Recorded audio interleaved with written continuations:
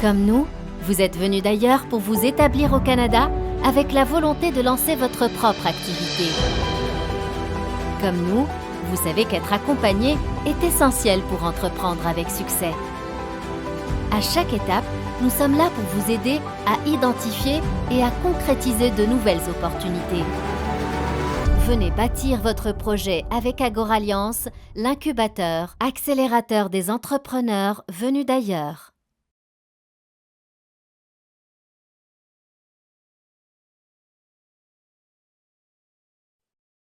Donc, bonjour, bienvenue à tous sur le podcast d'Agoralliance. Donc, aujourd'hui, j'ai la chance de recevoir Fabrice Tompa-Ilunga, du président du cabinet conseil Amanivik, qui fournit des services aux entreprises qui désirent notamment faire des affaires avec la République démocratique du Congo, où il est lui-même d'ailleurs natif.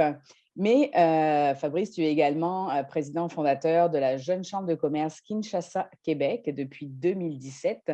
Et c'est à ce Fabrice-là que je vais m'adresser aujourd'hui. Donc, bonjour Fabrice et merci d'avoir accepté cette invitation.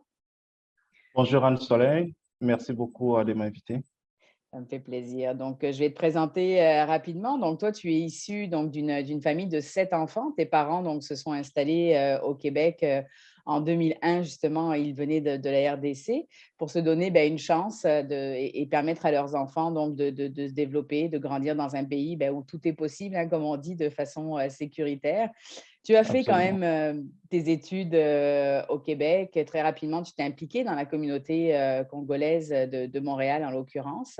Et tu as constaté la difficulté de certaines personnes peut-être à trouver de l'emploi ou encore à développer une activité économique. Et si j'ai bien compris, tu vas pouvoir valider, c'est comme ça que tu es venue l'idée de fonder donc la Jeune Chambre de commerce Kinshasa, Québec, donc avec le beau logo que tu as derrière toi.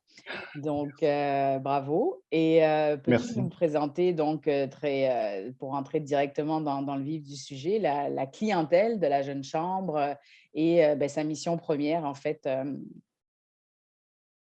Oui, en fait, dans un premier temps, je tiens à confirmer en fait la présentation que vous avez faite.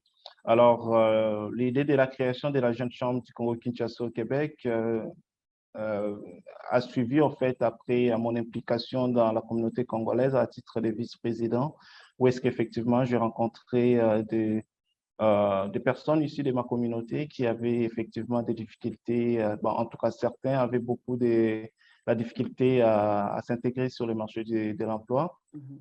et d'autres aussi souhaitaient en fait se lancer au niveau des affaires, mais avaient de la difficulté. Alors, oui, en échangeant avec certaines personnes de la communauté, il nous est venu l'idée de créer cette structure de jeunes chambres de commerce où est-ce que justement nous créons un réseau, où est-ce qu'on donnait de la formation pour outiller des jeunes professionnels de notre communauté à s'améliorer afin d'augmenter leurs chances d'occuper des postes de responsabilité au sein des entreprises dans lesquelles y travailler, mais aussi de connecter des entrepreneurs du Québec et ceux qui voulaient s'intéresser au marché congolais.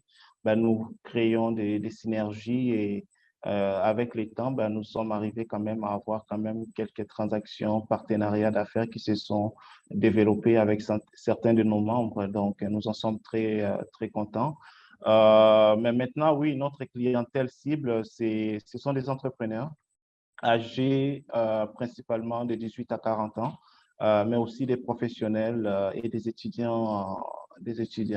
Alors, on a ciblé, oui, on a dit 18 à 40 ans, mais ceci étant dit, une personne qui est en dehors de cette catégorie-là, si elle est intéressée à participer à nos activités, elle est toujours la bienvenue.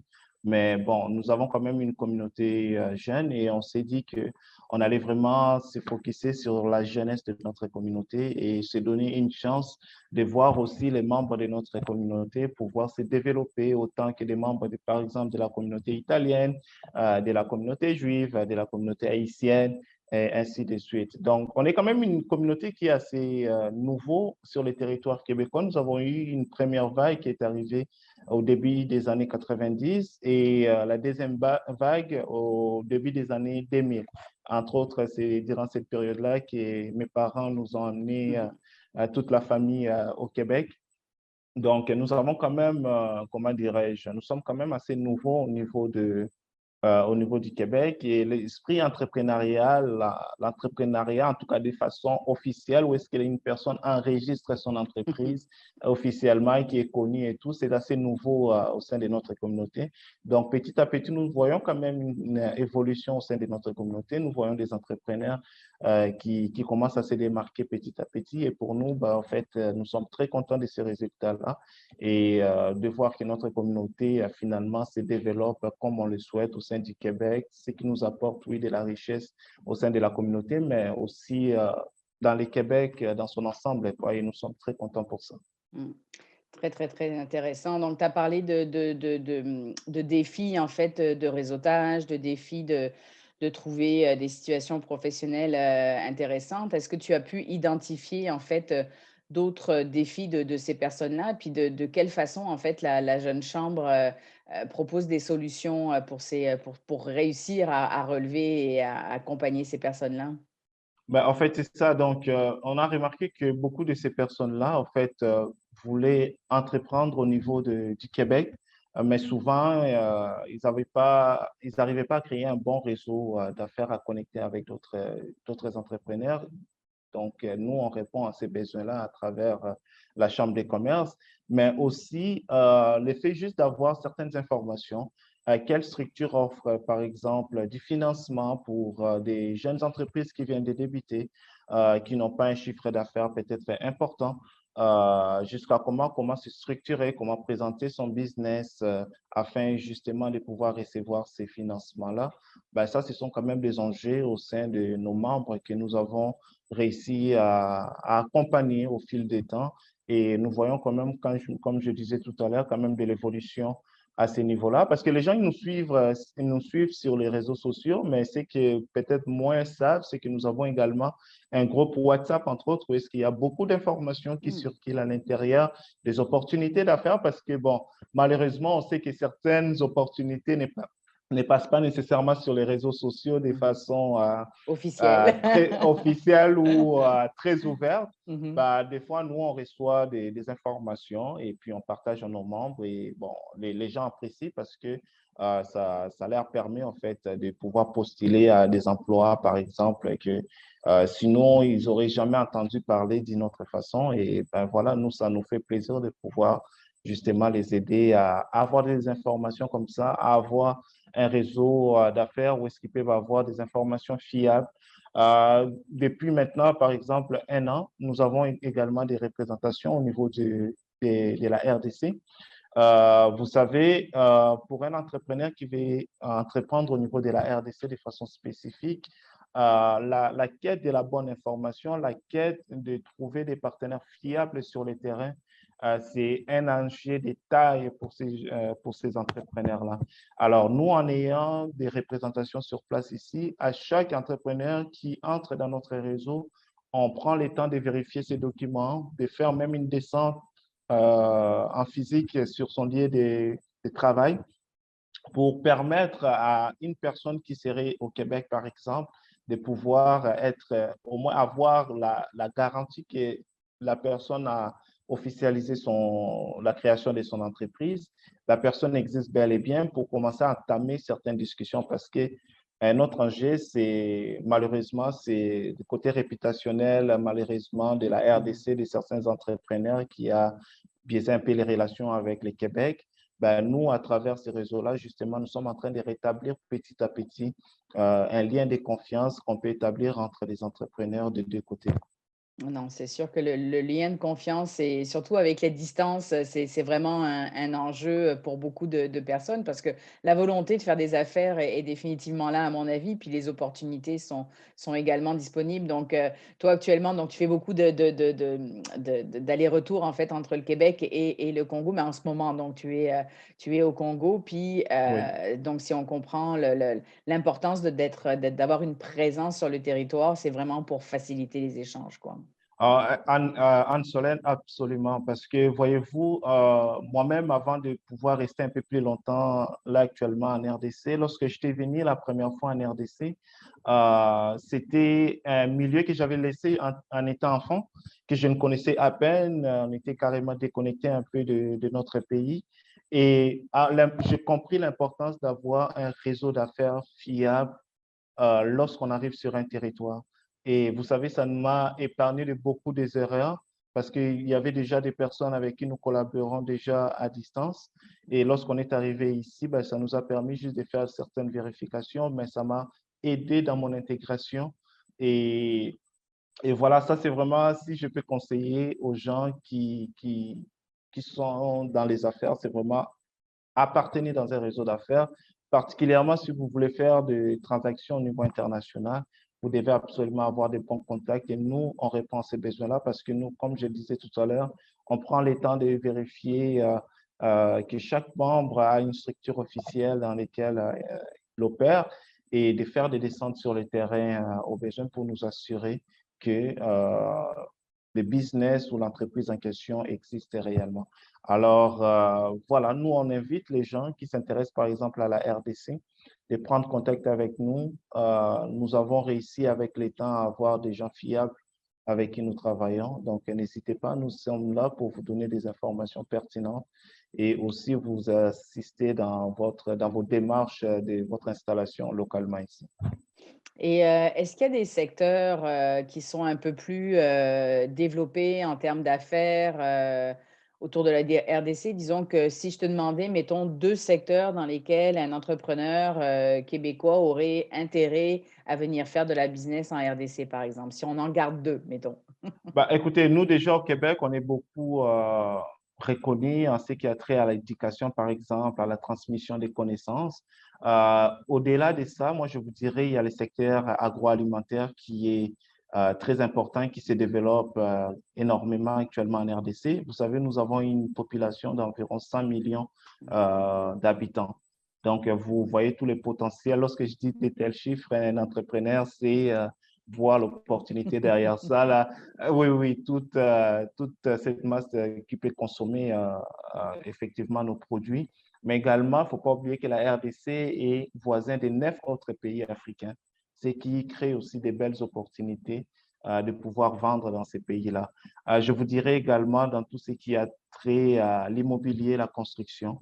Voilà, donc avec une telle population, un tel nombre de populations, ben, des besoins en logement abordables surtout, c'est fait rare ici et c'est un réel besoin. Et voilà, donc les entrepreneurs qui s'intéressent à ce secteur-là, ben, bien évidemment, ce sont des secteurs qui sont porteurs. Si je peux me permettre une troisième peut-être recommandation, ce serait dans les secteurs de transport. OK. Donc, tous ces beaux-là, ce monde-là, ils doivent manger, ils doivent avoir un lieu où dormir, mais également se déplacer pour aller au travail. Et c'est un réel besoin au niveau de la RDC. Si jamais il y a des gens qui s'intéressent dans ces 3 secteurs-là, écoutez, il y a des belles opportunités d'affaires à saisir à ce niveau-là. Super, super intéressant. Et justement, dans le côté relationnel, pourquoi c'est important pour toi donc d'avoir des partenaires comme Agora Alliance, puis d'autres, parce que je suis sûre que tu as d'autres partenaires qui t'aident en fait dans cette communication par rapport à ton réseau? Ben, écoutez, bon, nous, vous l'avez mentionné au début, euh, nous avons créé la Jeune Chambre du Congo-Kinshasa au Québec depuis 2017. Nous sommes tous assez nouveaux dans l'écosystème. Écoutez, avoir des structures comme Agora Alliance, qui a aussi beaucoup de partenaires de euh, connexion, une source d'information assez importante. Cette volonté-là, en fait, à vouloir aider des structures issues des communautés culturelles, ben, pour nous, c'est une richesse parce que, à vrai dire, si on parle des enjeux, entre autres au sein de la Chambre de commerce, c'est aussi une question de financement qui ne nous permet pas, en fait, d'avoir une permanence pour aller chercher des informations comme on souhaiterait les avoir.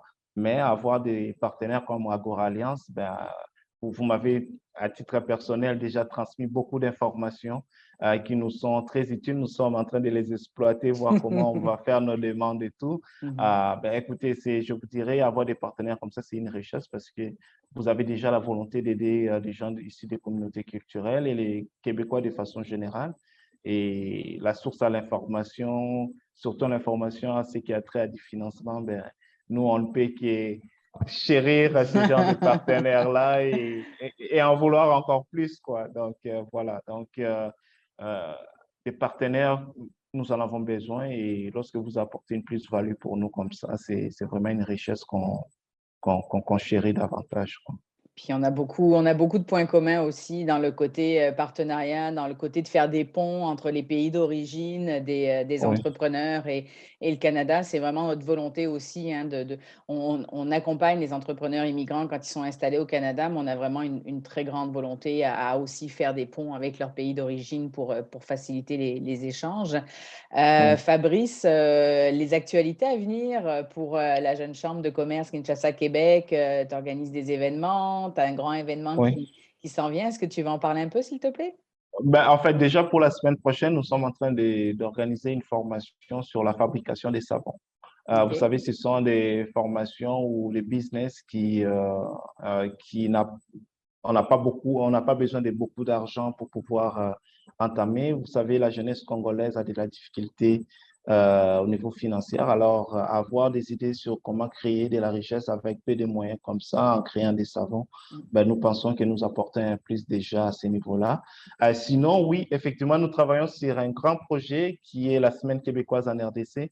En fait, c'est une mission économique où est-ce que nous souhaitons euh, mettre en contact des entrepreneurs, des entreprises du Québec, à les connecter avec ceux de la RDC pour justement renforcer toujours ces liens d'affaires-là. Parce que, écoutez, moi, le Québec, je suis arrivé là, j'étais tout jeune. Le Québec m'a beaucoup donné.